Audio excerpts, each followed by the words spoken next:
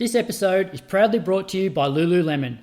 Athleisure brand Lululemon and Movember proudly unite for the third year of their partnership to improve men's wellbeing through movement, mindfulness and connection.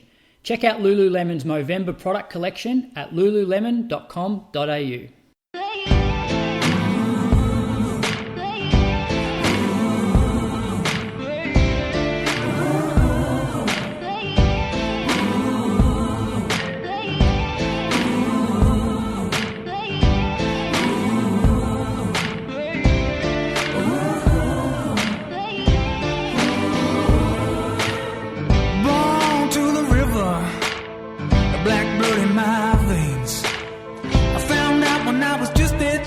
Your skin can bring you so much pain.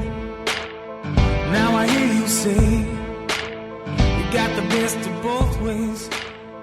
Won't you come and take a walk in my shoes and tell me if you take my place?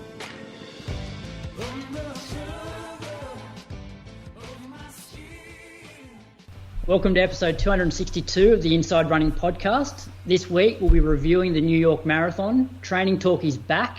And we hear from Lululemon ambassador Alex Bell. Moose is on annual leave, but fear not, I have a couple of superstars joining me tonight.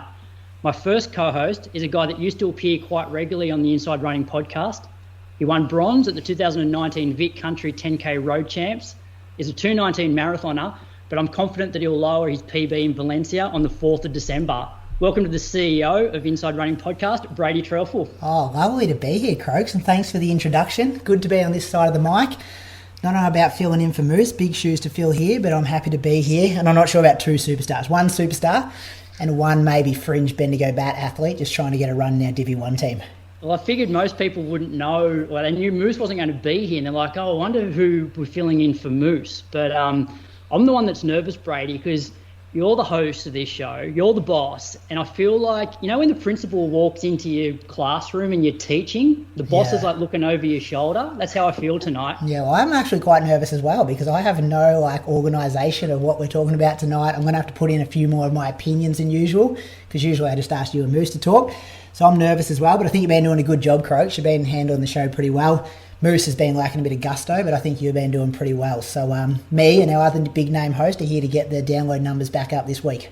All right, well, let's introduce the real superstar of this week's show. She's the Melbourne Marathon course record holder, Australia's 5th fastest marathoner of all time, has 3 top 8 finishes at World Marathon Majors and finished 10th at last year's Olympics. Welcome back to the Inside Running podcast, Sinead Diver. Thanks, guys. How's it going? Good. Thanks, Sinead. Good. Been a long time since we spoke to you. We said off air that Brady and I saw you down in Launceston, and we did record an interview, but that never went to air. So yeah, I think the last time you were on the show was probably just after the Olympics. So we've got a fair bit to catch up on. Yeah, so that was when I was in quarantine in Brisbane. Yeah. So let's maybe just start with how would you rate this year? You've sort of had a few ups and downs. What sort of grade would you give yourself for this year? Yeah, this year for me hasn't been a great one. To be honest, I started off kind of struggling at the start of the year with training. Wasn't going that well, but then I picked up really well for just before Nagoya. Training was going so well, and then unfortunately DNF'd at Nagoya. So that was my first DNF and not a good result. But I bounced back from that and ran Gifu half marathon, and that was probably one of my better races. But I think that's 69 flat there. Yeah, and that's where my year peaked really. After that, it kind of went downhill. I got the flu and COVID before Com Games, and that was all, and an injury, so that was not the best lead into a major event. But since then, back training for a marathon again, and training's been going really well. So I'm hopeful that the second half or the end of this year will be better than how it started out. So how was your Com Games, other than the race, how was your Com Games experience? Because that was your first Com Games team? Yeah, first Com Games team with Jess and Eloise, I was really excited to go to the Con Games, and having it in Birmingham was cool. And I love St. Moritz, and that was our staging camp pretty much before the games. But as I said, when I got COVID and injured in St. Moritz, it just kind of turned into not such a great experience. St. Moritz is beautiful, but when you can't run there, it's really hard to be there. So it wasn't the best experience. But then once we got to Birmingham and we were all kind of together, I started to enjoy it, and the race actually went better than I thought it was gonna. So I was really proud of how I raced and happy with my finish and everything. So all in all, it was a good experience. Like, I really enjoyed it. But the lead-in was difficult. What injury did you have? I had like a glute issue. I'm not sure what it was. I thought it was a tendon tear initially. It was just something, my glute just really tightened up every time I ran. So I couldn't do any faster stuff. And it just, I got it scanned and everything, and there was just a lot of fluid in the glute. So they were like, you can run on it, but there's nothing really you can do rehab-wise or anything. So I raced on it and was really sore after the race. Actually, I took anti-inflams, and that helped quite a bit, but not enough. But after the race, I tried to run for a few days, and it was getting worse and worse. So I just took a week off. We were actually, myself, Colin, and the boys were going to Portugal for a holiday, so it was actually the perfect time to just can running for a bit. And yeah, after that, it just came good again. I think I had like a bit over a week off in the end. So yeah, it was just an unfortunate timing for an injury, and I haven't had an injury for ages. It was just like, yeah, bad timing. Sinead, the championship experience at Com Games compared to Tokyo, like, you guys weren't really in the village at Tokyo, you were a bit north, and kind of, it sounded very odd the way Ali kind of explained it on Road to Nowhere, I remember at the time. But how did the Com Games, event village, I guess, compare to your experience at Tokyo? Yeah, it was a lot different because we were all together and we had a lot much more freedom in Birmingham. In Sapporo, we were pretty much not locked in our rooms, but we were pretty much locked in the hotel, and we didn't have anywhere else to hang out except in our rooms. But I still really enjoyed that experience. I guess my first Olympics, I was super excited to be there, and Com Games was really nice that we had all the other sports in the village as well. So it wasn't just athletics, like everyone was there. So yeah, I really enjoyed it. It was cool. And on from Sapporo, Tokyo Olympics, the 10th place, does the way you think about it change? Just when Croak said in the introduction again, I'm still just as blown away about you coming 10th at the Olympics as I was on the day. Like, for you, the person who actually done it, does it get better or worse, or like you don't think about it at all? I don't really think about it, but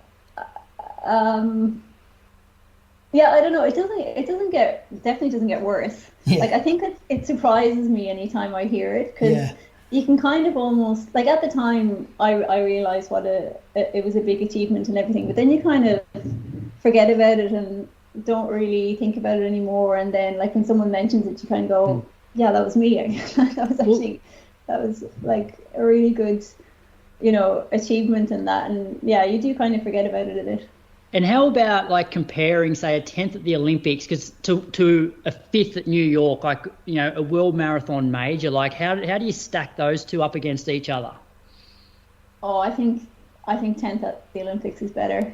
Even though I know at the world marathon majors, like, they get such strong fields every year, but still the Olympics is special. And yeah, I don't know. I think 10th there is better than 5th. I agree. And the reason why I think it's better is that it happens generally every 4 years, and you have to perform on that day. Whereas if you stuff up a world marathon major, like, there's another 5 of them that you can do throughout the year, and then you can go back next year and make up for it. Yeah, that's very true. Yeah.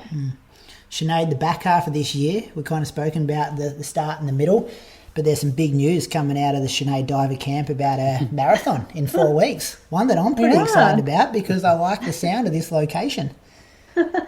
Yeah, so I have decided to do Valencia Marathon, which is one that I've always wanted to do. So Ryan has done it before and she thought it was great. And I did the half marathon there with Ellie in 2018 and we had a great time. So I'm super excited to go back. And yeah, it's cool that you boys you're going there, Brady and Christian, and yeah, it'd be cool. I think Clarky, Charlotte's boyfriend, is going as well. So Charlotte and Clarky will be there. So yeah, it should be good. And the decision to do Valencia, I'm trying to think of, Melbourne Track Club athletes tend to go for the London or the New York like you have in the past, but obviously there was an offer on the table from Valencia and that's the option you chose. Well, I'm trying to remember when I decided on Valencia. It was a while ago. I asked Nick. I wanted to do a flat, fast course. I just had enough with, hilly courses, and I had Valencia and a couple of others in mind, and Nick was like, well, I'll suss it out and see if I can get you in and stuff. And yeah, Valencia came back, and there was another option as well. I can't remember what it was. Maybe Chicago. But I've always wanted to do the Valencia Marathon. So, and it was kind of good timing as well because, at the end of the year, December, after Com Games, I wasn't, with being injured and then recovery and everything, I didn't want to rush into something too soon again. Yeah, get that extra so I wanted time. I wanted to have a proper build up for the next marathon. And I'm trying Just be careful that Brady doesn't steal your drinks, Sinead, because he doesn't have drinks. There's a big difference between me and Sinead Diver when we send our entries in, Croaks. We'll be doing it dirty. That's how Christian describes it on Road to Valencia. We'll be taking drinks off our friends on the side of the road. No elite tables for us. But anyway, back to Sinead. Really? Yeah, that's all right. I'll come about 114th at Valencia, Sinead, so they're not worried about guys like me. But back to you. I want to know, this would be the first marathon mixed gender that you've done for a while? Yeah, to be surrounded by the guys. Would it be Melbourne when you had Stewie and Jack that year? Every other year is kind of like championship almost races. Yeah, I actually didn't think about that. That's a good point. Yeah, it will be good to start at the same time as the men because, like with London, New York, championship races, it's women only. Yeah, I think we'll have pacers, but they haven't confirmed like the pace groups yet. So if the pace that I want, if there isn't a group for that, like hopefully there will be guys to run with anyway. Yeah, there should be so much depth there. And before we go into your week, because I'm sure there's listeners that want to hear some meaty details about training, but can you give us a bit of a recap of the last maybe month, like some of the bigger sessions and how's training gone leading into this week that we're about to hear? So the last couple of weeks, training's been a bit different actually because I was telling you guys earlier, we had to move house, so that actually kind of impacted my training quite a bit because we did quite a lot of the moving ourselves. And also I was doing some heat training, so that's kind of, my weeks are a little bit different. And then I had Bernie 10K as well, so leading into that was a little bit different. But I mean, I only started marathon training a few weeks ago. Hang on. What am I in now? Let me see. Because although you do have the extra 4 weeks that we just saw from Eloise and Jess, it's still a tight turnaround. Like it's still you're still going from a winter marathon to a spring marathon to a summer one, aren't you? Yeah, like after. So I was supposed to start this block earlier actually, but because of Melbourne Marathon, when I thought I had COVID and stuff. I was sick that week, so Nick didn't let me start. I was supposed to start marathon, but he's probably right. So I actually started on the week of the 10th of October. So it's not that. Yeah, I feel like this is actually, even though I wanted to have a nice long build up, it is like probably a bit shorter than. It's not the 12-week block that I normally do. And reasons for the heat training? Because I imagine Valencia is not, typically super hot.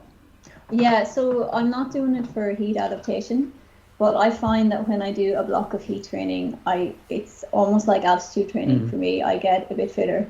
So that works well for me. So I just scheduled in 2 weeks 10 days of heat training after Bernie. And is that at VIS or? Yeah. So okay. They have a heat chamber there. And and then it wasn't ideal because then we had to move at the same time. But anyway, I had it booked in for then, so I just did it. All right. Well, do you want to take us through this last week, which will take us to 4 weeks before Valencia? Hang on, she dodged the question. She didn't tell us any details about some big workouts she's already done to lead into this. But we can. Oh. Come on, Sinead, give us some. What were the 3 big ones leading into this? So our workouts are the same all the time for marathon build-up. So we start with 10 by 1k on, 20 by 1k on, 1k off. But I actually skipped that one because I wanted to get into some other longer reps. So I started with the 7 by 2k. And then the following week I had Bernie, so I just did an 8k threshold on the Thursday instead of the next marathon session. And then the next week I had 6 by 3k. And actually Joel Tobin White helped me with that one, so he paced me for that, which was really good. Because it was really windy around Albert Park, so it was nice to have him pace me for that. And then this week, last week I had 5 by 4k. Okay. So that was actually, Crooks, that was the session that you had helped me out with in Canberra before the Olympics. Yeah, so I did. Yes, that was the first one that I did with you, and that one I struggled. I actually stopped as soon as we hit the half marathon, and then the following week we did the 4 by 5k, and I was a bit better for that one. Oh right, so yeah, I have that one next week. Yeah, okay. So we'll take us through Monday to Sunday, and then we'll hear about that the 5 by 4k. Yep, cool. So Monday in the morning, I had an hour in the heat chamber. So for the heat stuff, as I said, it's not for heat adaptation, it's just for general fitness. So I just run easy in there. So it's about 30 degrees, and I run at maybe 13 kilometers per hour. So I just do the same thing every time. It's just 1 hour, 13k. I do it for 5 days in a row, then have the weekend off, and then 5 days in a row. And that's it. So Monday evening I was feeling a bit tired. Oh no, because we were moving, I didn't do a second run. Tuesday in the morning I was at the Tan with the group, and we did 3 by a mile, 8 by 500. And the miles were in 5:08s, and the 500s are about 90 seconds. Tuesday evening I had an hour in the heat chamber, so that was just 13k, easy. Wednesday morning I have my longer run, so I did 30 minutes before the heat chamber, and then an hour in there. Thursday, another hour in the heat chamber, and I didn't do a second run. And then, so that brings me to Friday, which was the 5 by 4k with 2-minute recovery. So I did 22.6k all up, and the average pace was 3:20. So the reps were around 3:18 per k, and the floats at 3:45 roughly. That's good to know. That's quicker than what we did in Canberra that time. Yeah, it's probably better weather. I think it was windy that day, was it? Or was it? It was windier for the 4 by 5k, but for this one we were 3:18s to 3:20s for the reps, but the 2 minutes were more 4-minute Ks, where it sounds like you're sort of rolling those more 3:45s now. Yeah. Collis was with me on the bike for this one. It felt good on Friday. And then Friday evening had an hour in the heat chamber. That was it then for heat training. So Saturday was just an easy 14k outside, which was nice, in the morning, and then 30 minutes easy in the evening. And then yesterday I did a 2.5 hour run. It was actually quite warm in Melbourne yesterday, and I didn't realise that it was going to be warm. I started a bit later than I would have if I had looked at the weather. But anyway, I did 38k, and that was at around 3:56 average. What a week. How many Ks was that in total? Oh, total Ks. Let's see what that one said. I love that you don't know as well. Like you just like to smash as many Ks as possible, and then I'll add it up when someone asks me. I think it was 190. Wow. That's some impressive training. So just go back to that Friday. Was it 5 by 4K and you're working at 3:18 pace? Yeah. So where does the 3:18 come from? Like, are you guys working on a bit quicker than marathon pace, or what feels like a nice pace on the day? Or like, I'm just going to know, because there'll be so many listeners, like, where does she pull the 3:18 from? Yeah, so I was trying to aim for around 3:20-ish, give or take like a few seconds either side. And then I just go by how I'm feeling. Yeah. So if it was 3:20s or 3:22s or 24s, that would have been fine. It's just 3:18s felt good on Friday. Sinead, do you have the data up there for that session? Can you tell us what you went through the half marathon in? Because you would have basically gone through in 70 minutes for the half if you're averaging 3:20s for the session. If it's 3:20s is just over 2:20 marathon pace, isn't it? I think 3:19s is right on 2:19:59. And then I know you're trying to work that at the same time, but then that evening you did an hour in the heat chamber on the treadmill. Yeah. That's a great day of training. What do you watch stuff on the iPad? Yeah. What are you watching? So I was actually watching The Block. Oh yeah. Yeah. All the teachers at school were talking about that today. Controversial, wasn't it? Yeah. I don't know if you guys have watched it or not, but only one of the groups made any money really after 12 weeks of work. Yeah, and that one house was $1.5 million profit, and then the others made nothing. Made nothing. It was just two of them didn't sell. One of them only made like 20k or something. So I'm not sure what's going to happen with that. So you got that half marathon split, Sinead? I'm on Strava. It doesn't do cumulative though. So how do I? Well, it's actually more impressive than a 70-minute half, because you've done how many kilometers? 20. Oh, sorry. So I thought it was 22.6, but it's actually 22.15. Yeah. No, it's very good. So if you had to say like 4 weeks out from Valencia versus 4 weeks out from the Olympics, how does the shape compare?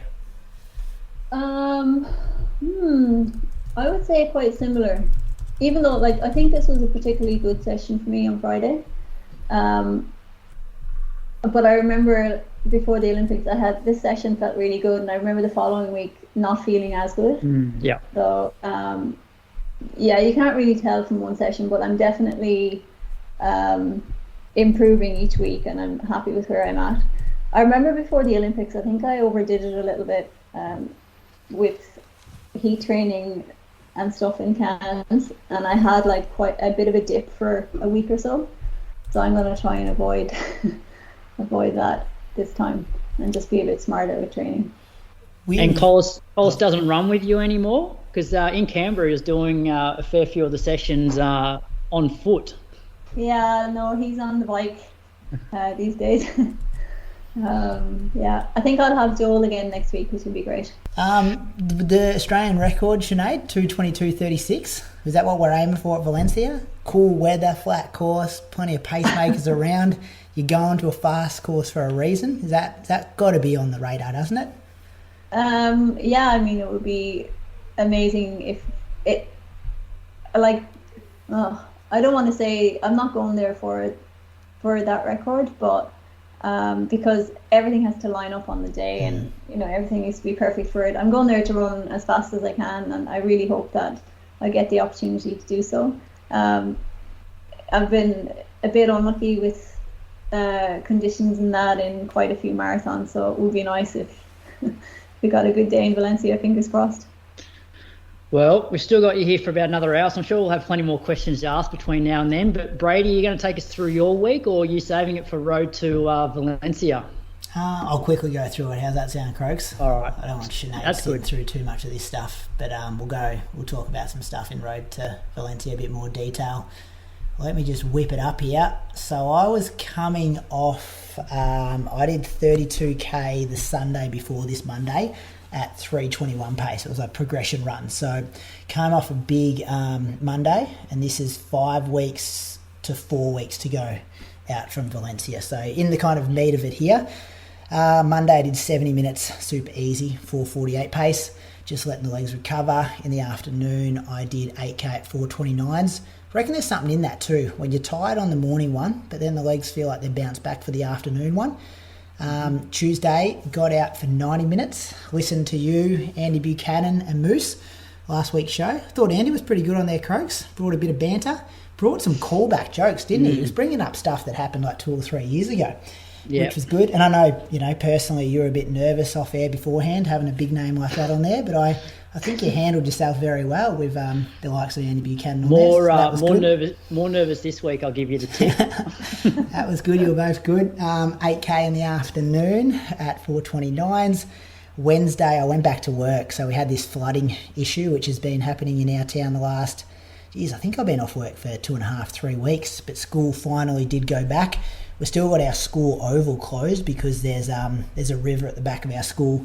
So that's got our levee bank up there at the moment, but most of the town's pretty good now. The main levees in town have held, so it's good for the kids to get back to school, especially after they missed so much time during COVID last year and a few years before that. So good to see them back. So I just got out for a 25-minute fartlek in the morning, bit time poor. I did 5, 4, 3, 2, 1, 5 with 1 minute jog between, so that comes out 25 minutes.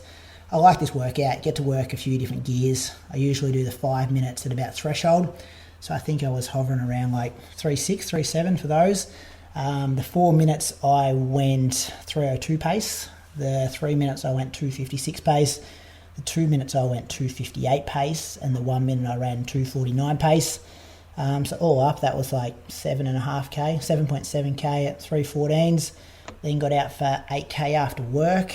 It was cold, had gloves on in November.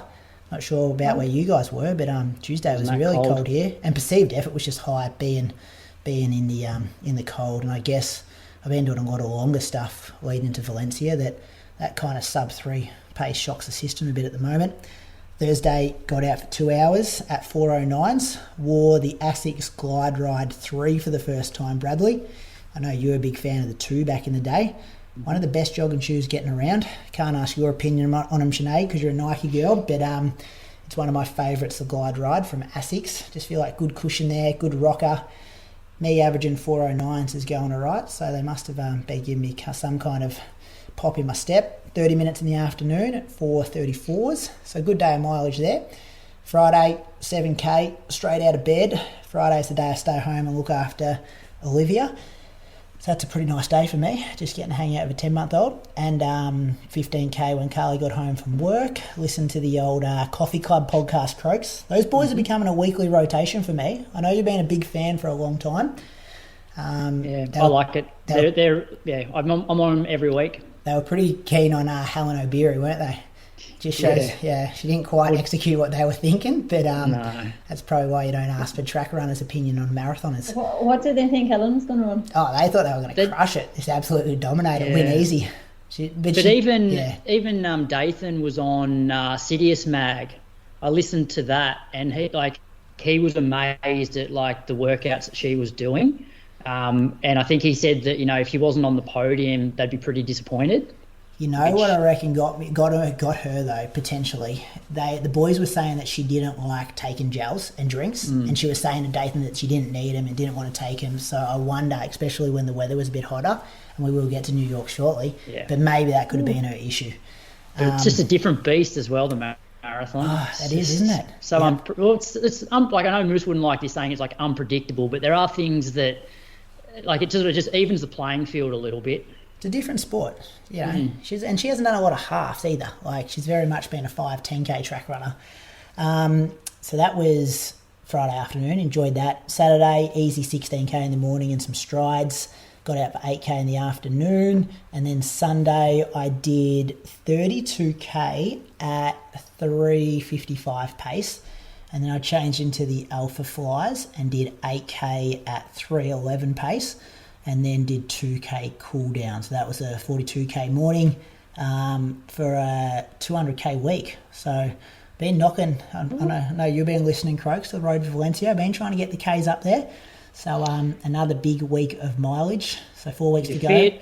Very confident. Well, not very confident, but every time I've gone to do a workout, it's clicked. You know what I mean? And even the weird sessions, I know, Sinead, you've done a couple of them. I think Zach was telling me he was jogging with you last week where you maybe did the long run and then a workout at the end of it. Yeah. And it's often you finish the long run part of it, so you've been out there for kind of like 2 hours, and I'm putting my Alpha Flies on, like, I don't know what's about to happen here. Like, what have my legs got left, you know?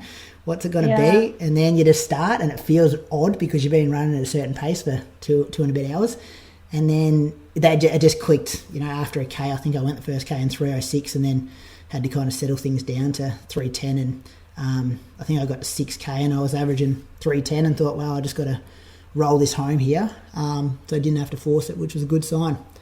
So what's your A, B, C goal? Like, and don't play it down because you're fit. A goal's 280. No, like I'm not gonna go over the other side of the world, leave my wife and kids at home, and not. I've got to have a good run, and I mean that, like, I don't want to roll the dice and blow to pieces and come home with a 221 or 222. So, like, my first goal is to protect and pay, and you still, you can have a good build up, but you still got to respect the marathon. Like, it's 42K. We saw, like, some of the results at New York. Like, look at what a bit of hot weather can do.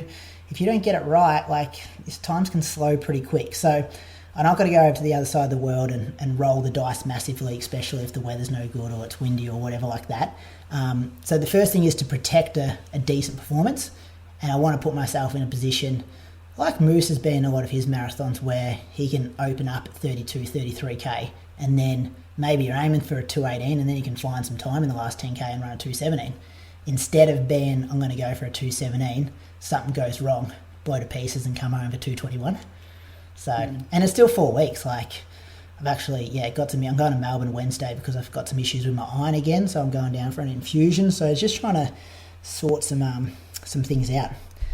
But anyway, you didn't give me any times there. I've always A goal, B soul, A, B, C. I've set all my training at to run 218. So, like, when I'm doing, well, that 8K wasn't at 218 pace, but it was meant to be a bit quicker than marathon pace. But 218.00 Bradley would be nice, and it's a minute 50 PB. Yeah, I think you're a different runner now, though. Like, I think you should go faster than that. But I think if you go through 69 and then run 67 something second half, 67.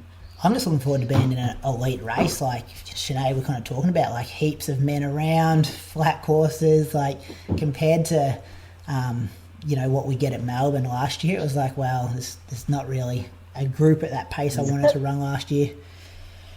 So 218 is 316 per K. Yep. But you were running like 310s for that. Yeah, 311s. I wanted to run a bit quicker than marathon pace. And I did it off just one gel as well. So I just had one SIS gel, which is 40 grams. I had that about an hour in. So I wanted this one we had the conversation a while ago on the podcast about actually having a bit of adversity in your training.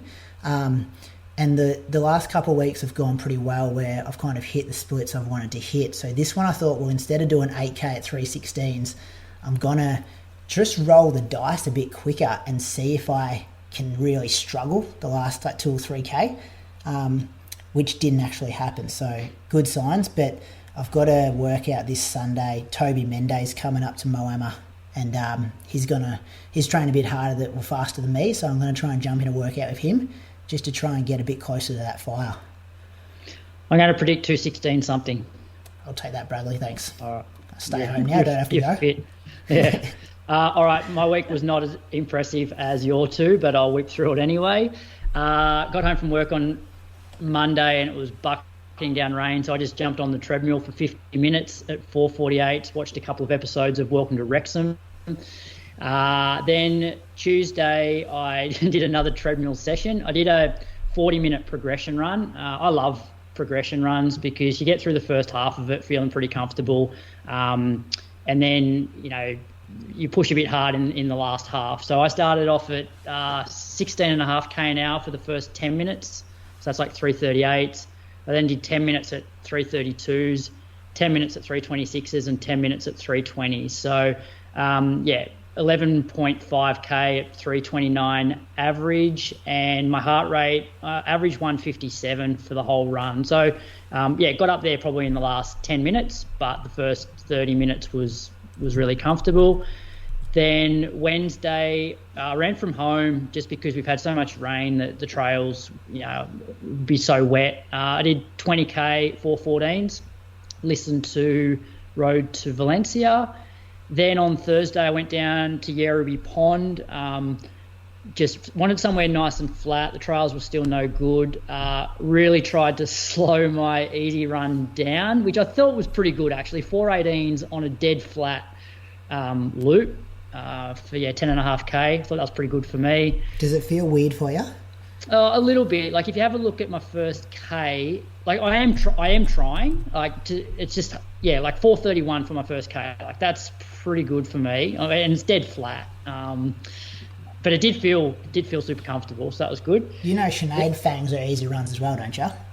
I feel like you're usually the odd one out, but now I'm the odd one out going at 4:30 pace on this podcast tonight. Yeah, I heard though that you changed recently, Sinead, to more like 4:30s instead of 4:10s. Yeah, Or that didn't last very long. It lasted a few months, but I actually found that it wasn't helping at all. So now I just run my easy runs. I don't care what pace they're at. Yeah. I completely go by feel, and they've ended up in back around. They'll vary from like 4:10s to 4:30s. Yeah. So whatever I feel like, and I don't get stressed out of it. If I've gone too fast or too slow or whatever, they are what they are. Sinead, you can come back anytime. You can come back anytime because this is the first week that I haven't been like hounded for running too fast.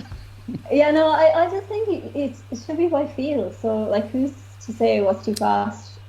No. I think like you just go out and run, don't even look at your watch, and just as long as you feel recovered and it's easy, then it doesn't matter what pace it is. Yeah, there's one big difference here though, Sinead. Croaks runs with his 1k splits on, and he sees every k and gets a bit competitive. He pushes the pace a bit, whereas you're just running on feel, don't even know what pace you're running.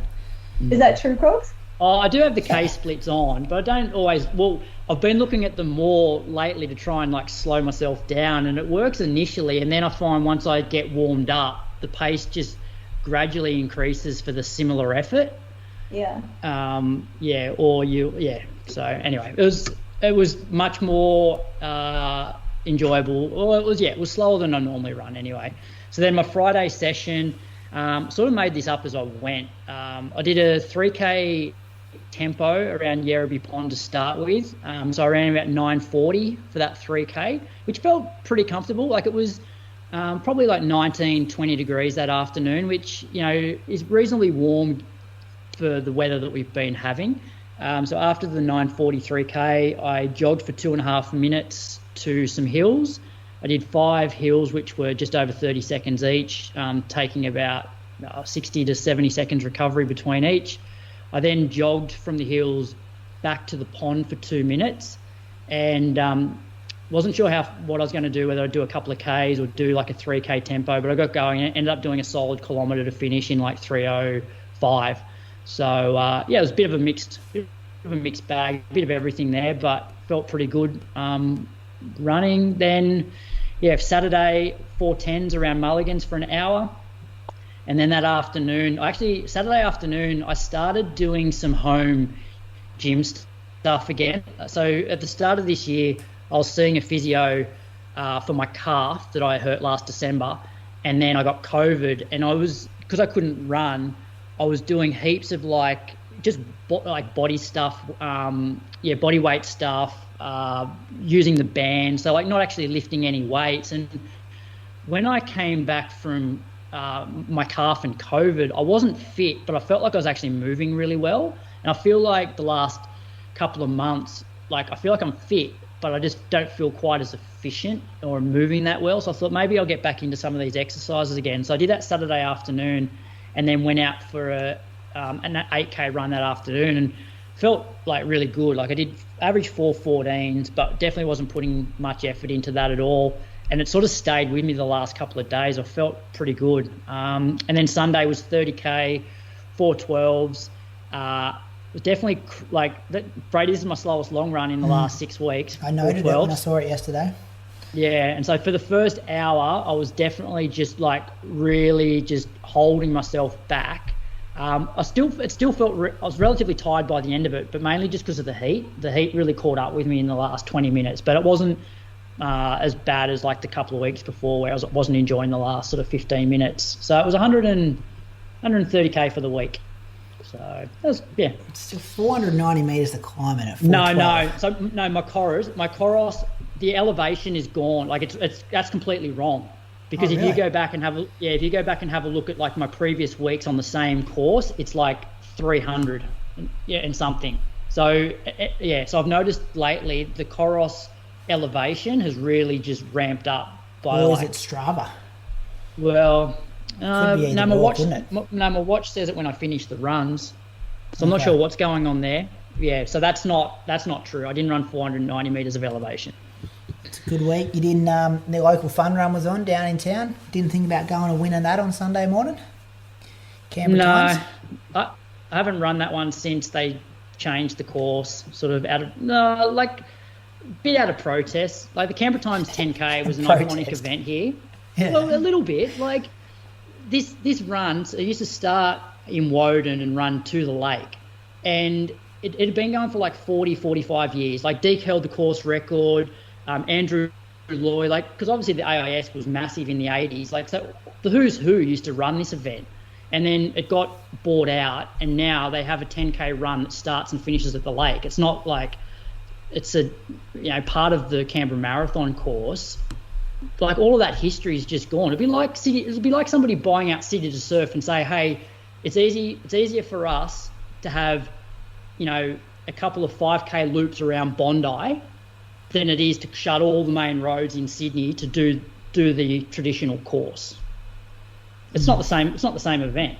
So and it shows now as well with the top guys in Canberra aren't turning up to it because there's no prize money. There used to be prize money for it, and so if you're not offering prize money, that's going to affect the quality of the field. So yeah, but anyway, before we get to that, let's thank some patrons. Do you want to go first, Brady? Yes, I'll go first. I've got Christopher Reside, lives in Melbourne. His Strava's pretty locked down, but his bio says, not my day, on the way back. So maybe a bit of an injury or something there, Croaks. Do you reckon that's a reference to not my day? Surely. I don't know. I did giggle when I saw it. I was like, oh yeah, he's been listening to Moose go on about people when they say it's not my day. I reckon it is, because this guy's smart and that feels like a smart thing to do. He's an advisor at the office of Senator, the Honourable Jane Hume's office. And I just looked him up before. He won the Premier's Award for Literature from the Victorian Department of Education and Early Childhood in November 2010. And winning that award is because he scored the highest score achieved in literature in the VCE, that Victorian Certificate of Education. I don't think it's called that anymore. Maybe it's called ATAR now. But VCE was what we did when I was in Year 12 in 2010.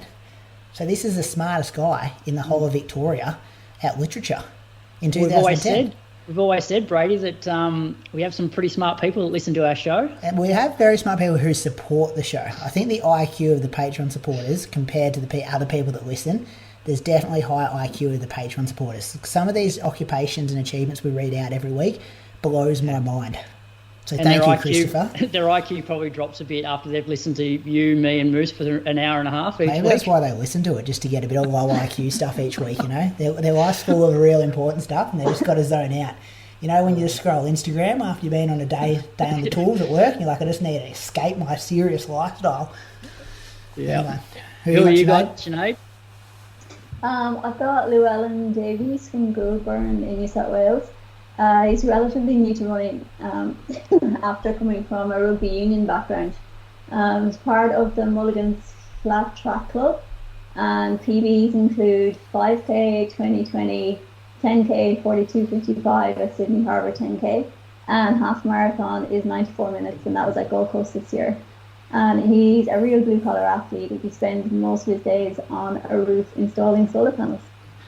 Yep, I coach Lou, so that's a tough gig. Tell you what, like, so Goulburn's about an hour from Canberra, and it's either stinking hot or freezing cold, and he spends all day on a roof, and then has to go and run. So yeah. Anyway, and I've got. Was that sorry? Did I pronounce his name properly? Yeah. Yep, nailed it. Gave you a tough name, Sinead. Usually he takes the tough ones. I was like, ooh. Yeah, but I thought one of my athletes would appreciate an Olympian giving him a shout out rather than me giving him a shout out. Maybe a pay rise this month, Croaks. Throwing a few maybe. extra dollars. And I'm giving Theo Angelopoulos a shout out this week. Theo lives in Sydney. I think he might be a mortgage broker at the Loans Analyst, and he's been there for over 16 years. And I think he ran 3 hours 23 at the 2021 Canberra Marathon and 41:46 at this year's Sydney 10. So thanks to Theo, Christopher and Lou for your support. Head over to Patreon if you want to support the show and listen to Brady's final 4 weeks in the lead up to the Valencia Marathon. Oh, not my last 3 weeks, Croaks. Listen to like Christian and Toby. Those two boys are flying. I reckon Toby's training harder than anyone in Australia. He's doing 200k weeks every week, banging big workouts. He actually reminds me of what Moose was back when we started this show. Real blue collar.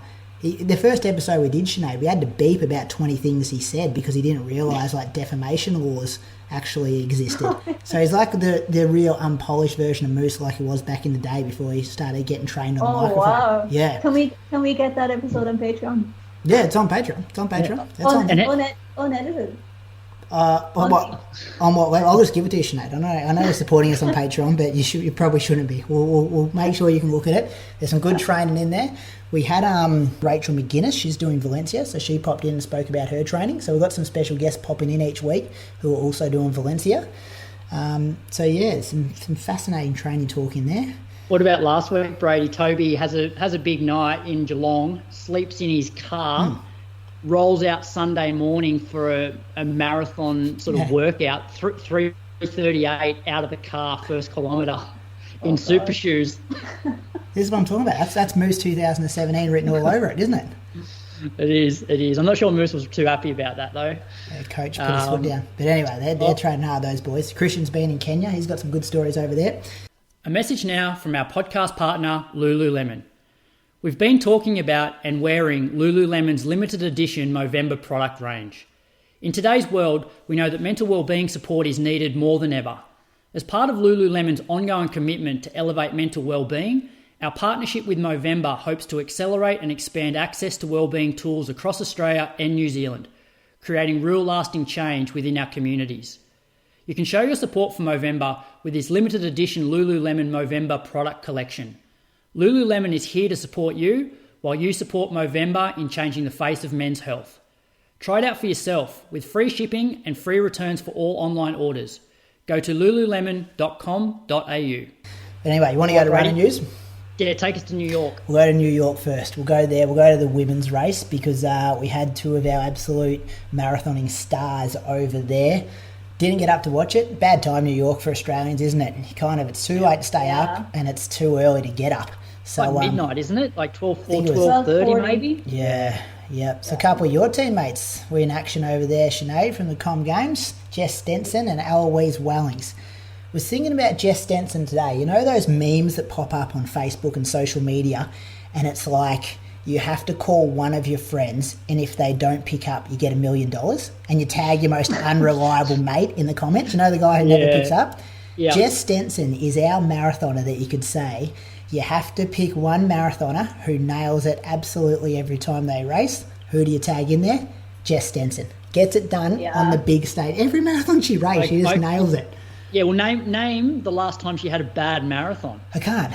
And we're talking about she's never had a bad marathon. No. We're talking about championship ones too. We're talking about marathons on the biggest stage, maybe other than Perth, but she couldn't get overseas. And she still ran a PB that day on a pretty ordinary course. But we're talking about world champs, Com Games, Olympics, World Marathon Majors. She was ninth. She ran 2:27.27. It was hot. Not sure if anyone's done the conversion on just how hot it was. I'll ask you that in a second. The race was won by Sharon Lokedi. This is her debut. She ran 2:23.23. I think this surprised a few people, but a lot of love for her out of the United States. She went to college over there, and she was the NCAA champion in 2018. Kenyan born, and I think she's stayed. Now she's sponsored by Under Armour. So a bit of a story in that someone wearing Under Armour shoes has won a World Marathon Major, and coached by Stephen Haas, who people may know that name. Luke Matthews' manager. I think Stephen Scullion was maybe getting coached by Stephen Haas for a while there. So I'm sure that's the first time he's coached a World Marathon Major winner.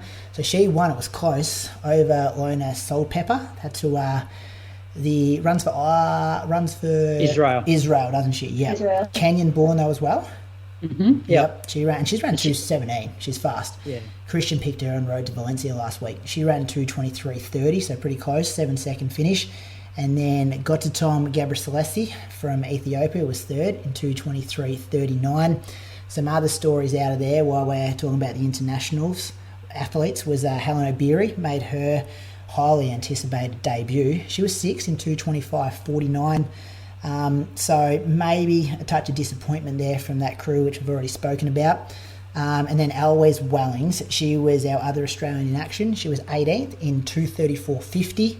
That was Eloise's, I'm going to say, fifth marathon in 13 months. This time last year, Croaks, we were talking about Eloise's debut over in London, because that was an October edition. She was on the show. James Constantine interviewed her just afterwards. So to think that she's now got 4 more next to that debut, next to her name, in just over 12 months is quite remarkable. What do you think, Sinead? Some people, you've raced a lot of these girls, you've been on teams with a lot of these ladies. What did you think when you saw the results when you woke up this morning? Yeah, look, I was pretty disappointed I couldn't watch it. I was so tempted to stay up and watch it. But instead I got the tracker and woke up this morning, had a look. I actually hadn't heard of Sharon before. So I was like straight away onto World Athletics to look up her profile to see what her PBs are. But they're not that fast really, other than she ran New York half marathon this year, and that's a tough course, and she ran like 68.14, so that's her half PB. So yeah, she was definitely like an unexpected winner for that one. I thought Lona might win it. I've met her a couple of times at events. She was in Nagoya with us, and yeah, she's a great, like a really fast marathon runner. She did really well at World Champs as well. I can't remember. Was she third? Yes, second or third. Yep. Second. Yeah. And she was right up there at the Olympics too, wasn't she? Like for a big part of it before pulling out. Yeah, so she pulled out like really late. Maybe around, I can't remember. Well, definitely after 30k. But yeah, she was disappointed with that. But like, she's just gone from strength to strength since then. And then like, of course, like Jess and Eloise, like I was most interested in them. Jess, I think, had a blinder like 2:27, and I don't know how warm it was, but it seemed like that they said it was unseasonably hot. And Eloise, I'm sure, would have liked to have run faster, but it seemed to be a tough second half for her. But yeah, I want to watch it back. I heard that Des Linden was out the front, kind of with a similar strategy to the year myself and Ellie did it. Like Des was out the front, kind of doing surges, like running fast for a few K and then pulling back. So she did the same thing this year, but like I saw her tweet earlier, and she's pretty disappointed with her performance as well. I know Carly read one out to me just when we were having dinner before we got onto this call, and it was quite, I'm talking about, what did she say on Twitter? Was it the same as Instagram? It was the same as Instagram. Yeah. It's just that she was embarrassed. She just said, wow, that was effing embarrassing. Haven't been this fit in a long time. Training was good, like really, really good. Proud of how I prepared and that I wasn't afraid to stick my nose in it. Disappointed with how it played out. Such is life. Took a few moments to try and understand what went wrong. Gonna go have some beers now. Thanks for all the cheers. Because we haven't seen her put a good one on the board for a while, and she was kind of talking. And I think previously she's kind of been open about her injuries and her build-ups and why she's pulled out of a couple of races. I don't have it here, but I think she was like 2:32. Yeah, 2:32.37. Yeah, but it was one of those 15th in the 16th female. Yeah. So a fascinating race in the women's. They kind of all entered Central Park, those 3 or 4 together at the end. So it would have been a great race to watch. And yeah, as I said, there was a lot of love for Sharon Lokedi, the winner, from that American crowd as well. $100,000 you get for winning New York. Pretty good payday, isn't it? Really? 100,000 US. Yeah. Probably about 150,000 here at the moment with the currency, the exchange rate at the moment. So that'd be a nice payday. Jess was in 9th, and I think she got 2,500. So it drops down pretty quick. Yeah. So, with Hellen Obiri, you were saying she didn't take on any gels and drinks. Like, was that for the whole race? Oh, they were just saying that she was making comments about how that was kind of new to her in marathon training. This is like third hand now. This is the boys on that podcast talking about what they've spoken about, and then I've listened to it and trying to repeat it. But how Dathan was saying, like, it's super important and you have to get that nailed before the race day. So, but I remember listening to that going, oh, that's kind of like alarm bells a bit, that if you're not respecting that whole hydration. But yeah, so I'm sure they fine-tuned that in the last couple of weeks. Men's race, want to talk about that one? Let's do it. Men's race, this was, I watched the highlight video today. Total Running Productions, they've got a good 9-minute recap on it on YouTube if anyone wants to check that out. This was, Croaks, you got the name of the guy who went off the front? Yeah, it's Brazilian Daniel Do Nascimento. He's a 204 guy, isn't he, from Seoul? He's a legit, I'm not sure. He's the fastest. He went through 10K only 2 seconds slower than his 10K track PB. Yeah, but he's the fastest non-African marathoner. I think he's run 204. So when you look at the rankings, so this guy's the real deal. That. Yeah, this guy's the real deal. They let him get 2 minutes up the road. He went through in like 61 or something like that. He looked good, had the bleached hair and kind of like the pink and white Adidas kind of kit on. Everything was matching. And then he had a pit stop, went into the toilet for 18 seconds when he was winning and ahead. And then the poor fella, I think it was just after 20 miles, got the staggers up, stopped, and then collapsed. And Evans Chebet had left the lead pack to pull him in and did pull him in. He then went on to win the race. He nearly got caught by Shurek Tata, the London Marathon winner. The COVID year, Sinead, when you were there, when it was raining, you were doing laps around the Buckingham Palace there. Oh, he was the bloke, bad memories. He was the bloke that won over Kipchoge that day. He nearly pulled him in, right. But Chebet was just able to pull ahead in the end and win by 13 seconds, 2:08.41 to 2:08.54. First year, I don't know in how many years, the person who won Boston had won New York in the same calendar year. Abdi Nagagi from Netherlands, Croaks, NN running team. He ran 2:10.31. He was third or fourth at Sapporo. Kane Corns, friend of the show, he was in 2 hours 40 minutes and 9 seconds. Galen Rupp was a DNF about 30k. Is he done? Potentially. Weird race though. Weird race seeing someone get this far ahead, and very odd. Not sure if you guys saw, but someone, when they went over one of the bridges, there was just some random on a bike, just riding his bike next to Daniel, the Brazilian, when he was out in front. And all this, did you see this? Yeah. I know Cara Goucher tweeted it like, this person should not be here. Why are they so close? Oh my God. Just a random one. You've ran it, of course. So when you're on the bridges, there's no crowd. Yeah. And some guy had got onto the bridge and was just riding next to the winner for a couple of K while he was going over it. Oh, wow. He has run 2:04.51 in Seoul, Korea. Yeah, so it's a real deal, this guy. This year in April. Yep. So interesting they let him get 2 minutes up the road. But I guess he was going at a pretty ridiculous pace. And the boys in that chase pack probably did play the right hand, didn't they? Because he couldn't hold it. I wonder what he's thinking though. It's it was way under course record, like way under, and it's a hot day. Like it just, yeah. You know, he potentially could have won if he played it smarter. Done it. But yeah, Galen Rupp, he hasn't had a great result for quite a while now, so I'm wondering whether he's almost done. So when did he drop out? Just after 30, I think it was, 30k. But, Croaks, we've got to put this on our list. We've got to go over there and do it. New York. Looks amazing. Yeah. Is it as good as everyone says it is, Sinead?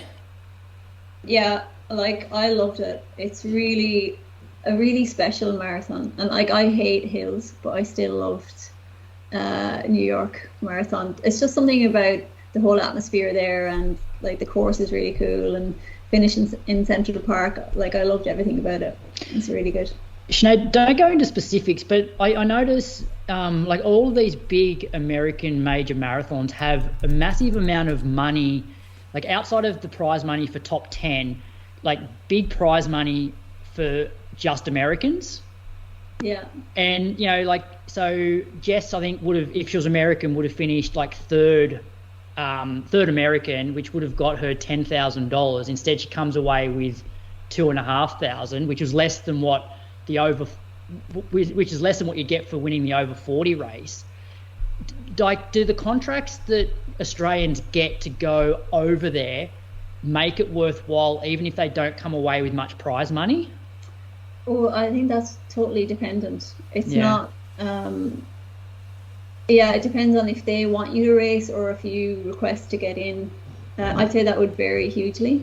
Yeah. I quite like how they do that for their own runners. Like they support the Americans. Like, I think it would be great if there was a similar thing in Australia. And like all of the American girls especially love racing New York, love racing the American marathons, and that's probably one of the reasons, like, they get treated really well, and you know, there is the top American placings and stuff. I think it adds a nice element to it. Well, you can see why they don't go to Berlin, when they're probably like the top Americans are probably getting good appearance money to go to these events. Plus they know they're in the hunt for, you know, $25,000 or $10,000 for finishing third American. Sinead, do you think it impacts the American women's longevity in the sport? Because it seems like, well, maybe in Australia, you know, well, not Eloise, that's probably not the best example, but it's like 2 marathons a year, where it seems like American women marathoners need to make money while the, what's the saying? While the hay shines? No, sun shines, whatever that saying is. Make hay while the sun shines. Yeah, did I get it right the first time? Yeah. Shouldn't have second guessed myself. No. They seem to do it a lot, and then you look at some of their results and it's a bit inconsistent, but I can see why they're signing up to these marathons. And even like Chiara D'Amato, I think this is her 4th marathon this year, and I see why she's jumping at opportunities to do them for it's her job, but at the same time you're like, is this going to impact her to run fast in the future? I don't know. Like, I think a lot has changed. I think before super shoes were around, like 2 marathons a year was probably enough, 3 max. But like, your legs don't get it banged up now, so it's not as much of an issue, I think. Like, but those girls seem to be able to knock out, like heaps of marathons every year. And maybe because they have so many options in the States. Like, if they were traveling to Europe, and for us to go from Australia to Europe, it's a big, massive effort. It's a huge deal, and there's, you know, a big build up, a long turnaround. Whereas if we could go to different cities in Australia to do these marathons, it wouldn't be such a huge deal, I think. Yeah. So they have like so many options, more time to recover. I don't really think it's going to impact their longevity. Like, Kira had quite a few years out of the sport as it is, and I don't know, she's going from strength to strength. I know that New York probably wasn't. It's probably evident in that she might have done one too many. Yeah, because she did in a short Berlin, space didn't of she? time. Yeah, she did. Yeah, and world champs. And Berlin she's probably a bit disappointed with that as well, I would think. Yeah. She would, like, I don't know what she was aiming for, but she kind of died a little bit in the back end of it. Yeah, I don't know if that answers your question. No, this is more of a discussion about it, which you've done a good job of. Yeah, but you're right. The racing opportunities are so much different over there. Just one thing before we move on from New York, just with Jess, like, we didn't really mention the way that she ran it, in that she did let sort of the main pack go and then ran through a lot of people over the second half. And that's one thing that I reckon she does really well, and sort of similar to what Michael Shelley used to do, like knowing exactly how you should feel at particular points in the race and not worrying about what, you know, the top American girls are doing. You know, just let them go because you know how you should be feeling, and then back yourself in the second half. So, yeah, like that must be an awesome feeling, just running through the field like as she did, because I think she had maybe like a minute and a half positive split, which compared to most people on that day is outstanding. Nails it every time, doesn't she? Yeah. How's her Strava followers going, Croak, since you put that shout out a couple of weeks ago trying to get her up to Christian? Let me check, but she'll be on the show next week. She pulled her run off from today. She did upload it, but now it's gone. All right. Well, that's not going to help get followers, is it? Yeah, ASICs have said pull it down or something, I reckon. 2,405. 2,000. I just want to have a look. She's still 10,000 off Christian. Yeah, it's gone. Is it gone for you? I gave her kudos there too. Yeah, it's gone. Jeez. We should make up some controversy there. What do you want to run with? Don't know. That's odd behaviour. Well, I'll ask her next week. We'll ask her, yeah. Why have you pulled it down? It's not helping your follow count. All right, let's go closer to home, Sinead. Just a couple of like domestic results. Yep. So the Queensland 5K champs, Callum Davies took the win in 14:11. Liam Bowden in 14:14 for second, and Tim Vincent third in 14:22. For the women, Brielle Urbacher won in 16:11. Olga Fursova in 16:24 came second, and third was Aspen Anderson in 16:45. Is Callum associated with MTC at all? No, I don't think so. Okay. Not that I know. He's a Puma boy though, isn't he? I think he's a Puma boy. I thought he was. I thought Louis McAfee was telling us he was. But did be MTC Queensland. You think Nick manages him? Maybe. I reckon Sinead's down here just worrying about Melbourne people, Croak. She's putting her on the spot here. She can't keep her eyes across doesn't know a template. Sorry, Callum, if I got that wrong. She doesn't worry about the guys winning state champs, Croaks. When you're the king of the group, the queen of the group, you don't worry about the peasants down below. And what about the Canberra Times Fun Run?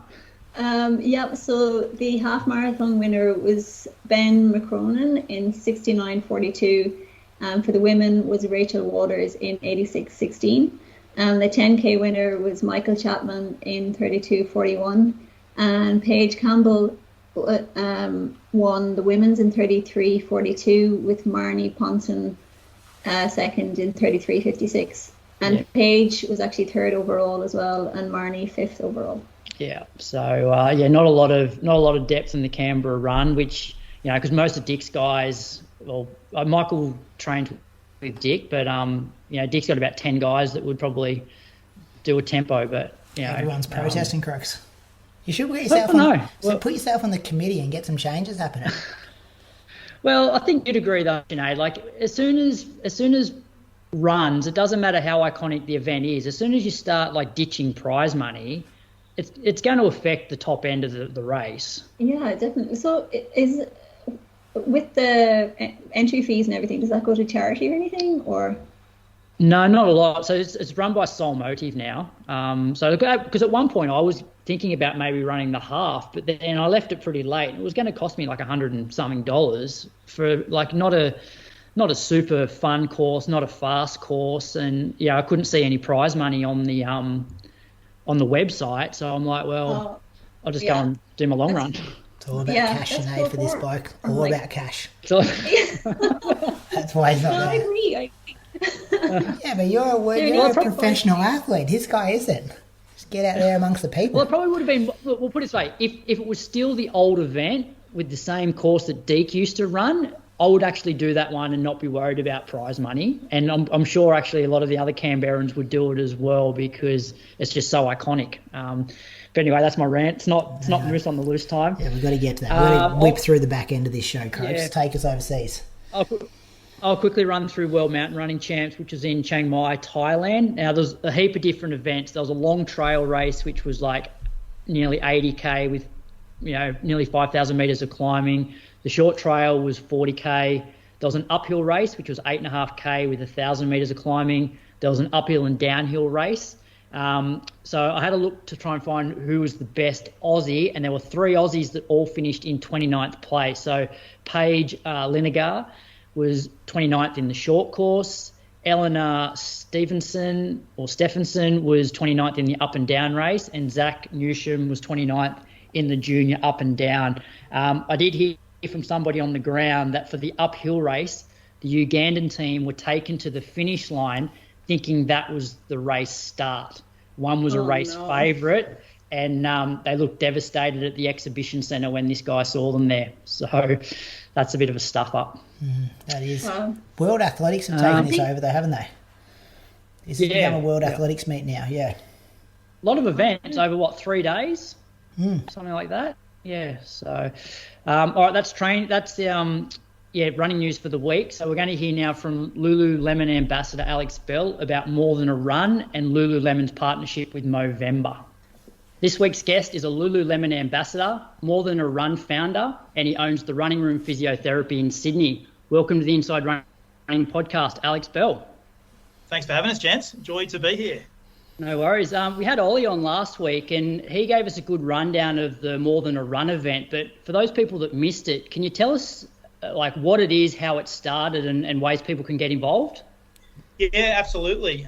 So it started only last year, which is kind of hard to believe given where things are at now. But we like to think of it as a decentralised running initiative. It's really serves some objectives to connect the running community and connect them for a common cause. So we support Movember, and more importantly, we aim to improve mental health and awareness around suicide prevention as well. So it started there on Great Manly Beach with an idea that Ollie came to me about, and it took off from there. The plan was to have 15 run clubs, and last year it really ended up being pretty incredible. I think we had over 140 run clubs, raised over $650,000, and we had over 1,700 runners. So essentially, there's 3 distances that people can take part in. There's a Movember 10, Movember 30, and a Movember 60 distance.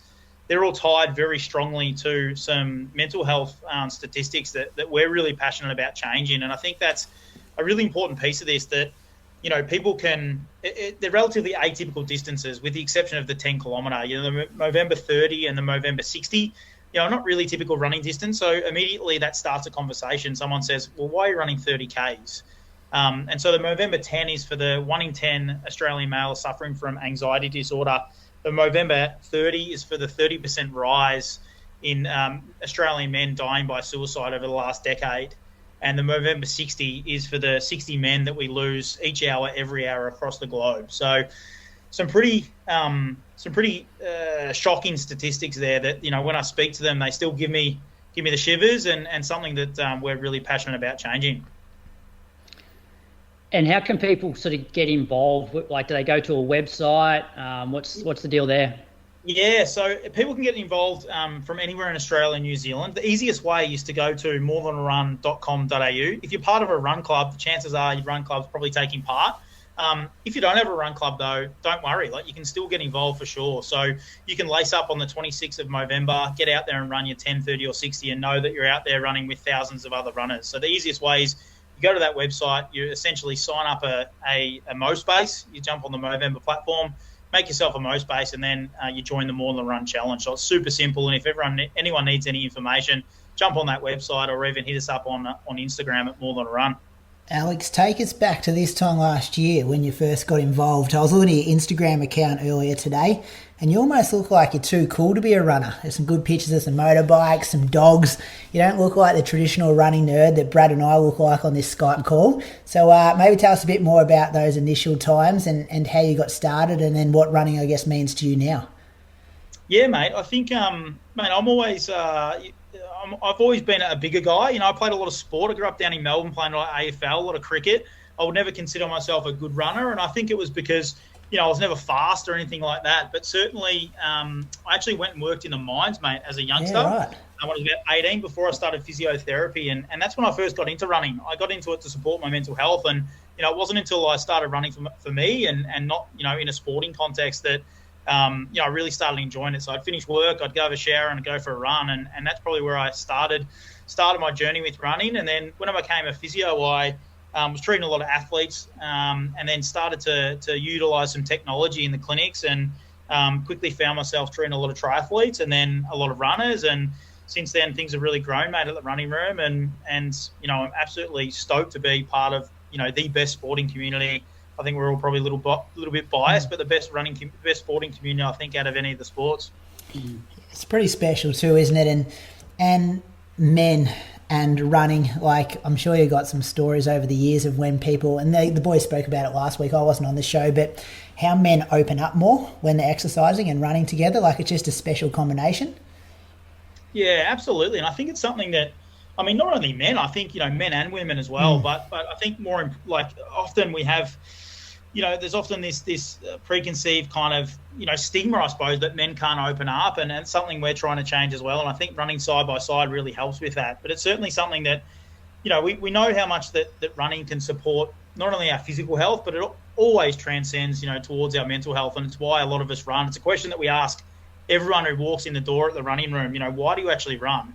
And more often than not, it's not about PBs, or it might be at the start. But, I like to think of that ripple effect of running, and if we can keep people out there moving and physically well, I think it certainly helps with their mental health. And, what does that do to them as a father or as a brother, as a friend, as a work colleague? I think that ripple effect transcends, running itself and really, moves out into the community. I think we can build better communities if people are moving and people are running. Mm-hmm. And Alex, I believe you've been sort of personally touched by sort of mental health and close friends committing suicide. Was that largely like a reason why you got behind this initiative? Yeah, mate, it was. Certainly was. I lost my best mate who died by suicide some years ago now, and it's still something that, I think about often. It was obviously a very shocking experience and something that's, still, to this day, it really does touch me. And I think that I'm a pretty positive guy. I'll try and like to, take a positive out of obviously a very negative situation. And I think that, since that day, I've always wanted to try and give back in this space. It's probably why I became a physio as well, was to give back. And it's I've always been looking for that opportunity that, something that I can really put all of my heart into and feel that we can make a difference. And I think that More Than Run is the perfect thing to do that. Mm. And sort of slight change of topic, but your name's been in the media a bit recently as you're the physio to Ned Brockman, the guy that ran from Perth or Cottesloe Beach to Bondi Beach. Any cool stories from being on the road with him for 47 days? Croaks, this is the man that got him there. He kept him in one piece. Hardest job in Australia. Yeah, boys, it was certainly an experience, let me tell you that. I've never met a man like that, so resilient. Resilient comes to mind there. And I think that, there's many stories. I think we could chat about this for hours, but I think probably the biggest one is that one where, Ned had this what's called a tenosynovitis in the front of his shin, and it was so bad that he couldn't lift his foot up. He drove 13 hours. We got him an MRI scan. He had an injection, a cortisone injection into the front of the shin there, into the tendon itself. Usually, you would rest for a period of days after you have an injection like that and just let it, have its effect. But as only Ned Brockman would do, he drove 13 hours back to that start line, slept for 2 hours, got up at 5 a.m. and run 100 Ks on a pretty busted up shin. And then subsequently in the next 6 days ran 675 kilometres, which is still, as a physio, I can't believe it, absolutely insane. So, yeah, incredible man. But I think it shows too, like, what you would consider, obviously he's not a normal bloke, but a normal Aussie guy who could really use running as his vehicle, connect a community and really, unite people who weren't even into running. But I think that's the power that one man can have, and bringing communities together is pretty special. Yeah, one of my questions, like you being a physio, because like Brady and I both run like pretty high mileage week in, week out, like 100-mile weeks. And Ned's not a guy that typically runs, he does these massive events, but like he's not running 150 kilometres every sort of week in, week out. As a physio, are you surprised that his body was able to handle that? Because I know that if I go from like 150 to 170, I start getting some tibia tendonitis and like I'm done. I'm a week off. Yeah, mate, for sure. I think the lead up to this run itself as well, he was battling this. The last 2 years have been pretty interrupted for him. I think the shift that we made with Ned was really trying to put some strength into his tissue and really try and build some capacity. So we played around with adding a huge amount of strength training load to him, trying to reduce his mileage. He's got a pretty good coach as well in Matty Abel, and we really tried to pull back running volume, really because we had to in some of those training blocks. But I think that was probably the thing that helped him a lot as well. And I think, it wasn't like he wasn't getting injured out there. He's just so mentally tough that he was just able to keep going and keep running through things. But it's certainly not the ideal way to train. And we often think at the clinic now we're probably going to get a lot of Ned Brockman-inspired injuries, I would say. Yeah. Alex, last one for me. I think you're at the Lululemon launch, maybe yesterday. I saw that on Instagram as well. I think the one down in Melbourne was maybe last week. We had one of our representatives there as well. Some pretty cool kit to come out of that. We got some delivered to our house, some nice looking shorts. What's your favourite bit of kit? Yeah, mate. I really like the Movember, the shorts, with the liners. Yeah, the fast and free. Pretty decent kit is the Movember Capsule this year, and I'll certainly be donning the Movember shorts. And to be honest, I don't mind the blue, the aqua blue shorts are pretty nice as well, mate. Yeah, it's all good stuff. All high quality as well. We always like it when Lululemon comes on board for some kit. Very much so. Well, thanks for your time tonight, Alex. We really appreciate it. And keep up all the great work that you're doing in this mental health space and men's health as a whole. Hey, Alex, just before we do let you go, is there a goal? Like I know 600,000 last year. Have you guys set a goal for this year? Yeah, we have, absolutely, and it's going pretty well. We want to raise $1 million, which is a pretty lofty goal. But I can tell you right now, I've just checked earlier that we're up to $190,000. I don't know what the date is. I think it's the 7th. $190,000. We've got over 133 teams and over 1,200 runners. So I think just one thing with more than a run is like the money's really important, and we know it makes a big difference. And Movember do some incredible things with that money. But I think the thing that we really want to get across as well is these conversations are really, really important. The intangibles of this event by connecting community can literally save lives. So it's a really, really a big thing that Ollie and I are passionate about, and we hope that this year's going to be bigger and better than last year. Yeah, and hats off to you two fellas as well. I know Ollie last week, you guys speak so well, and just great people to have in our sport and in this space to be able to get that communication across. Absolutely. Gents, thank you so much for your time. Thanks mate. Alex. Take care. All right, Training Talk is back. So this Training Talk segment is brought to you by Lululemon. You can support Movember by signing up for More Than a Run, powered by Lululemon. So this Training Talk is also a listener question, and it's regarding pacing reps of a workout. I often find myself adjusting the pace during a rep in order to do the workout as planned, and wonder if an uneven paced rep is worth the same as an uneven paced rep at the same pace. For example, running a 2K rep with the first K in 3:25 and last K in 3:35, making it a 3:30 pace average when the goal pace is 3:30. Is a 2K of 7 minutes the same no matter how the pacing is, given that the workout goes to plan and is the right intensity? It is more important to run even or longer splits than, for example, a 400-metre lap. That comes from August, who's in Norway. Thanks. Good question. It's a good question. Who wants to go first? Sinead, you can go first. You're our guest. Hang on. I think I have to read it again. Get your head around. So when you did that session we spoke about earlier, you've got the pace and then you run at a feel that you think is around that pace and then don't get too obsessive on the pace. Correct? Yeah. Yeah. So for you, you're like, hey, it could be 3:22 pace, it could be 3:18 pace. As long as you're in that window, you don't mind. But I would assume that you're trying to keep it even, whatever pace you're running. Yeah. Yeah. I think it's good to keep it even. I think most people would, when you start your reps, you tend to go a little bit fast at the start and then you kind of adjust. And I think for me, it's definitely better to try and keep it even. But say for my Tuesday sessions, if we're doing 2K reps, I don't get told a time to do them in. So I'll do them generally by feel. So I think if you start off at 3:25 and it feels good, I don't think you should necessarily slow it down to 3:35 just to hit the 3:30 pace. What do you think? What about though if you run 325 for the first part, but then you sort of blow up to the point where you have to run a 335 to then, and then you end up running 330 or averaging 330? No, that's not good because that just makes it so makes it so much harder.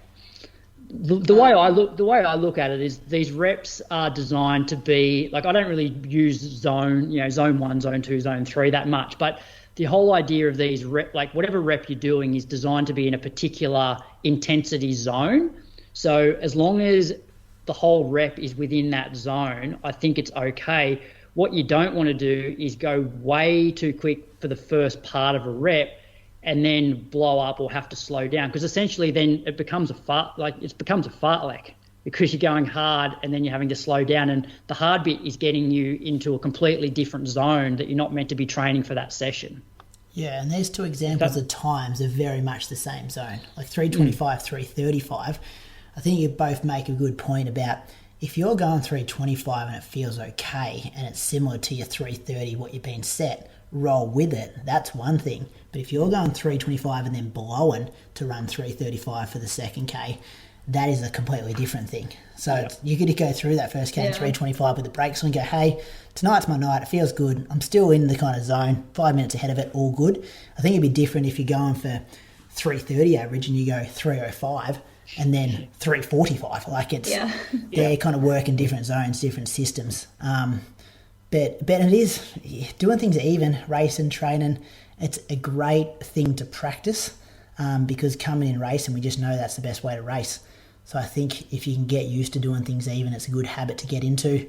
The question at the end there, is it more important to run even on longer splits than, for example, 400s?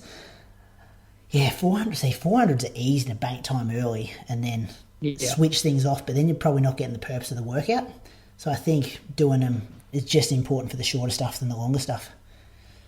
Yeah, because if you're going, say, 30 through the first 200 and then running 34 for the second, that 30 seconds for that first two is really going to spike that sort of lactic, especially if you're doing like lots of 400s off short recovery.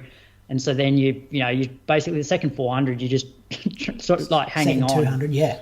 Sorry, second 200, yeah. Yeah. So, and then it's going to make the recovery bit feel like it's shorter because you've spiked it. Good question though. Question. Try and keep things as even as possible, but more so just focus on that.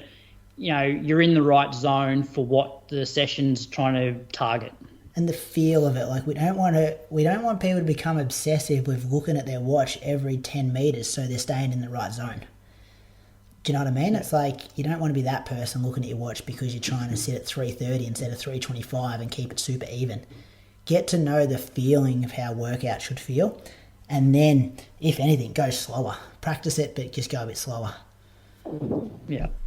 All right. Thanks again to Lululemon, this week's Training Talk partner. Sign up for More Than a Run via www.lululemon.com.au. All right. Moose on the Loose, which is now...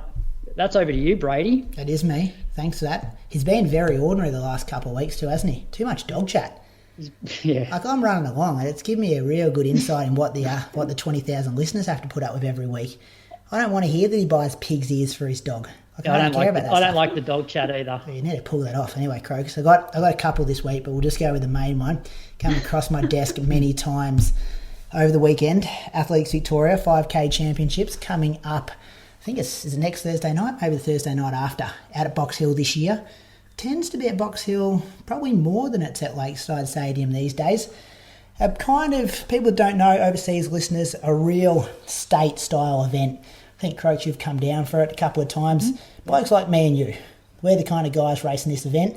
Occasionally you get a superstar rocking up like I reckon Jeremy I raced Mottram. Yeah, Mottram and Roffey ran. Jeremy Roff ran it 1 year. Sinead Diver I've seen go around there before. That would have been years ago, Sinead. It was at Lakeside on a windy night, I reckon, in the old South Melbourne uniform you were. Would that be right? Jeez, we pissed her off and she's left. Sorry, again, you guys are cutting out a bit. We're just saying we think you've raced the Vic 5K champs maybe 5 or 6 years ago. Yeah. I think I've raced it, a couple of times for South Melbourne. Yeah. It's been a while though, yeah. I know it's been a while, but the point I'm trying to make is there's not too many superstars rocking up there. It's a real kind of state-style meet out at Box Hill Thursday night. So I was a bit gobsmacked when I saw that this year they're charging $15 entry fee, which I just think is not the right way to do it. I think the people rocking up to that meet are the real die-hard Athletic Victoria fans. They're the people, there's not many people rock up to this meet. I think the conversation should be, how do we get more people to come to this meet? Not how do we get people who are already there to pay $15 to get in the gate. I understand it for like Zatopek that it's a good idea to take a gate because you do have a lot of world-class athletes there that night. A lot of people wearing Australian singlets earlier or later in the season.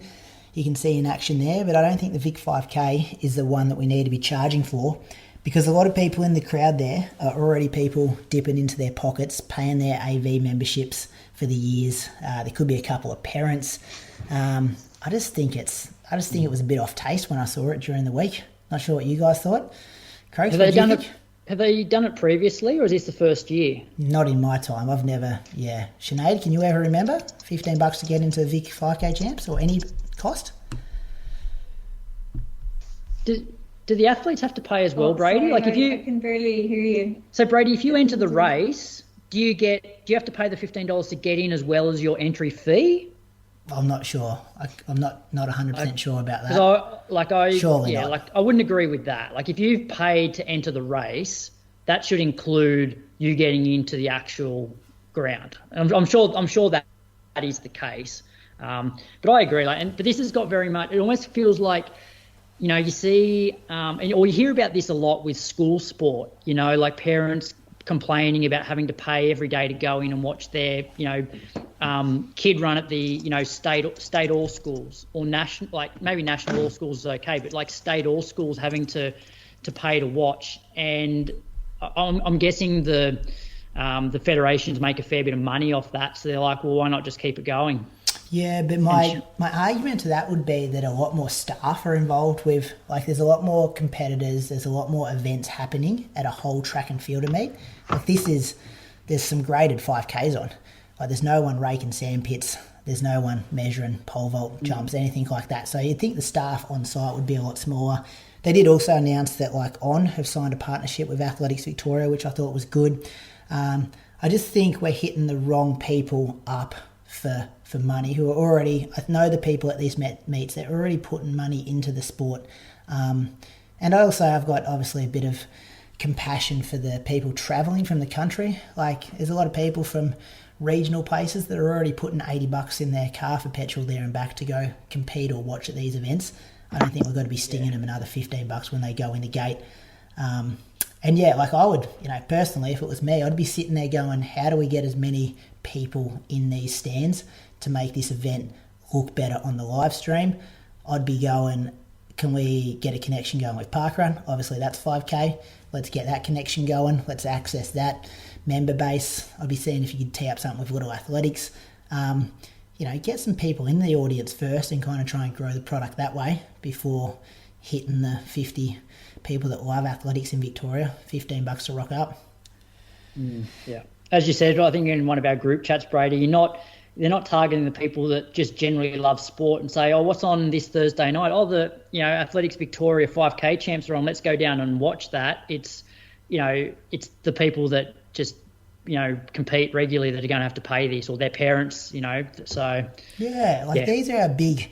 You got to protect these people in a way. Like these are your super fans who are going to the Victorian 5K Championships. So they're the people that you got to say, hey, these are people who have probably spent years and years of being Athletic Victoria members. They really love the sport. They're the people that listen to this podcast. They're the people that support, guys like Moose in his store at the running company. These aren't the people you go, hey, flick us $15. I think they need to cut that entry fee. But I'm sure, I'm also lipping this off here and I've got no idea about what the financials are behind the scenes. So, just looking at that. And also, I didn't agree with the New York Marathon prize money. We kind of touched on that a bit before. But I just think sometimes, how do I put this? Let's go the 40-plus example, Croaks. What was it? What won 40-plus? 2 hours 32? 2:34? maybe? 234 got how much money? $5,000 US? 3,000, I think, US. And Jess got 2,500 for coming ninth in the women's race. I think we need to look at how hard is it, what's the competition, and then scale the prize money that way. So maybe you can cut some of that veterans prize money and pay the women who are coming 9th, 10th through the 15th a bit. Like I assume the person who came 11th didn't get any prize money because they only paid down to 10th. So, sometimes the pay scale is a bit different there. 2 financial ones. I'm done. I think Sinead cut out, but she's back with us. Maybe. No. She's had enough of us. Fair enough. Technical issues. All right, so what's coming up, Brady? So you got Road to Valencia this week. Do you have a special guest?